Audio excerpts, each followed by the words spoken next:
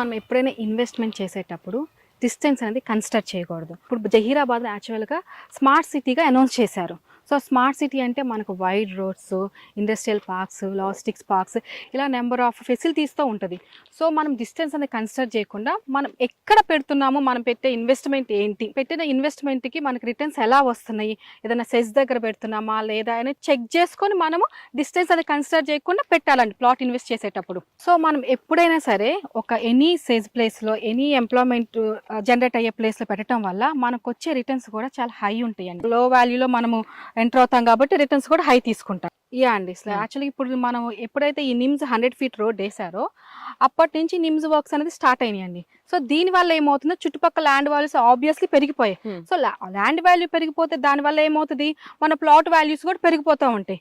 So ఎప్పుడైతే 1+1 development add అవుతూ ఉంటుందో ప్రైస్ ప్లాట్ లో కానీ ల్యాండ్ లో కానీ పెరుగుతూనే ఉంటుందండి. షూర్ అండి, మీరు పెట్టుకున్న రిటర్న్స్ అయితే డబుల్ అయితే పక్కా వస్తుంది. సో మనకి 150 ఉన్నాయండి, 180 ఉన్నాయి, 200, 250, సో 300 అప్ టు 800 వరకు ప్లాట్ సైజ్ అవైలబుల్ ఉన్నాయండి.